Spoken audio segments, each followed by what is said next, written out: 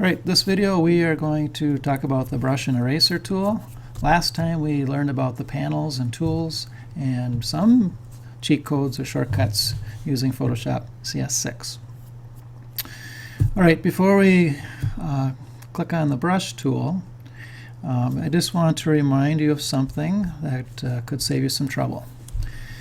In our layer palette, you notice that the top layer is an empty new layer, and my middle layer is a duplicate layer of my image, and the bottom layer is my original image. And notice that when I click on these layers, the bar appears blue, so I know which layer is selected. All of us, including me, will make the mistake of not keeping track of which layer we're on while we're trying to create some effects or do some editing. It happens to me, but I'm just warning you and reminding myself to always pay attention to which layer you're on while you're doing editing. It's happened before where I've been on the background layer or the original layer, had it selected, thinking that I was doing something on the top layer. And so it didn't turn out the way I liked, and before I knew it, I was blaming the program or blaming someone else instead of I should have been paying attention to which layer I was on. So try to avoid as many problems as you can by paying attention to which layer is selected. Most of the problems that happen with your Photoshop projects will be because of not keeping track of which layer. Alright, enough said about that. I'm going to click on the top layer, make sure that's selected, and I'm going to press, I'm going to press the letter B as in boy on my keyboard. And you'll notice in the tools, the brush tool is selected. Please don't confuse the brush tool with the art history brush, or history brush tool. We will not be using that tool, and a lot of kids confuse this one with the regular brush tool. By pressing the letter B, you're guaranteeing yourself that you have the right tool. And like we said before in the previous video, the options appear at the top, and for this tool, one of the options is the brush size and the brush type. Okay, and so I've got a few different brushes I could choose from. Now if I go to my screen, I'm going to click off that for a second. If I go to my screen here, there's the size of my brush, and I'm starting to brush something already. I'm brushing a color here that I don't mean to do. So I'm going to undo that, Control-Alt-Z. Okay, that'll go away. But I want you to know another shortcut that goes along with the brush tool. Above the Enter key on your keyboard are two little brackets, the left and right brackets. So I'm going to press the left bracket key. Watch what happens to the size of my brush. It gets smaller. If I press the right bracket key, the brush gets bigger.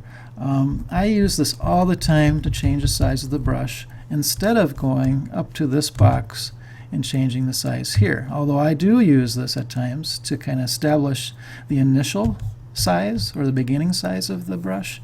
But from then on, I will probably use, oops, let me click out of there. From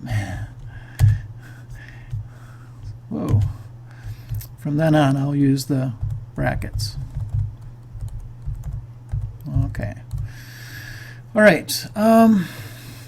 Now, there are different brushes that are available, but they're hiding. They're not very out in the open here. So I'm going to go to this little gear icon, and what you'll see is a set of different groups of brushes that have the same theme. The special effect brushes are very popular, but you have to be careful with those. They use up a lot of the computer's RAM, and so they might not behave very fast. Our computers can barely keep Photoshop going as it is. So be careful which brushes and how large your brush is too. Our computers are limited, so the larger the brush, the worse the performance will be for the computer to try to brush those colors. I'm just going to pick, I'm just going to leave it in basic brushes for now. And when you append, that means you're adding to the list of brushes. If you press OK, it's replacing the list of brushes that you'll see in this box here. All right, I'm going to just stay with the brush that I have, and I am in this top layer that's empty. You can't quite see it down here, but I've got a color chip open. I mean, color chip is open obviously, but it has a color in it, and I'm going to choose black.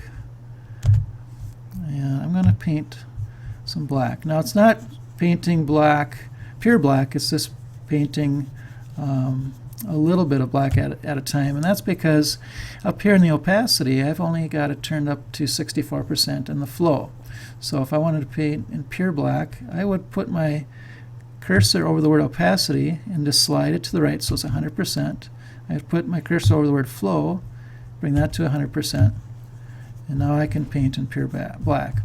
Now my brush that I have chosen is a fuzzy brush on the edges, so that's why it's taking me a little bit longer to paint. I could change that, and I could change the hardness of my brush so it paints immediately in pure black. So there's a lot of features or parameters available in the options bar. Okay.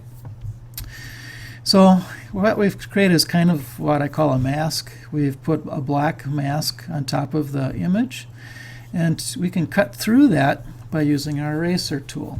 So I'm going to press the letter E, and it'll take me to my eraser. And the eraser also works by using a brush. I'm going to turn my opacity down this time to like 50%, and my flow about the same. And I'm going to increase the size of my brush. I said not to do this, but I'm only going to click it once, and I've cut a hole through it. I've cut a hole through the top layer here, which was a mask of black, so I could see below.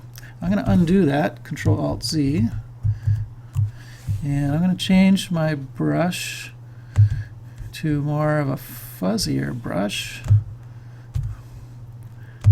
And then I'm going to change my size using the bracket keys. Got to click outside of it. And I'm going to click once, and I'm going to click twice, maybe a couple more times. So I'm cutting through this top layer. Now there's lots of things you can do with this. You could look in those other brushes to see what kinds of shapes are available to you. You could create a little design over the top, cutting through to see the bottom layer. You could have like different little windows showing into the next layer. I'm going to stop there so that you have a chance to be creative on your own and come up with your own ideas of how to cut through a color using the brush to create like a mask layer, and then using the eraser to cut through it. So see what you guys can come up with.